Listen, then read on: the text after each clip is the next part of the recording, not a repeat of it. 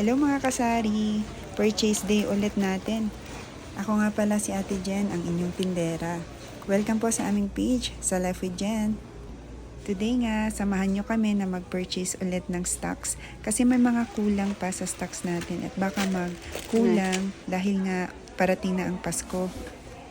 For delivery nga usually yung aming mga paninda, kaya lang may mga items talaga na kinukuha namin dito sa Suki ng Bayan. Charis! Yan, dito sa Suki ng Bayan at sa iba pang groceries.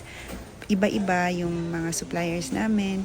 Pero kasi 'di ba, kapag tindera ka, kapag owner ka ng sari-sari store, huwag mong kalilimutan na mag-compare ng mga puhunan, yung kapital ng isang item para kahit na konti lang yung difference, laking tipid mo na yun kasi kung madami kang bibilhin, 'di ba? Malaking tipid na yun mga kasari. Kaya huwag niyo kalilimutan diyan, mag-compare. Pauwi na nga kami dito, tapos na kami at kinakarga na yung mga pinamili namin. At ayan, nandyan na nga tayo, nilalagay na namin dito sa store. At maliit lang talaga yung store natin, kaya masikip. Hopefully, by God's grace, ay pagbibigyan niya tayo na bless niya tayo sa mas malaking tindahan. Diba?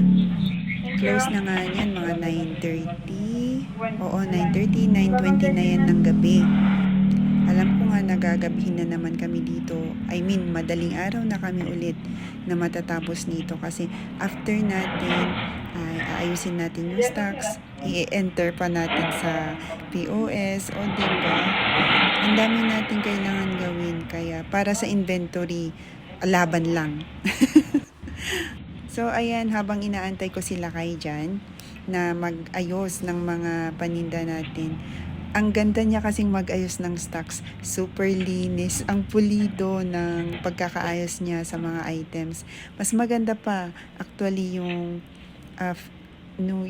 pagkakaayos niya, I mean, sa mga stocks kesa sa amin. Charat!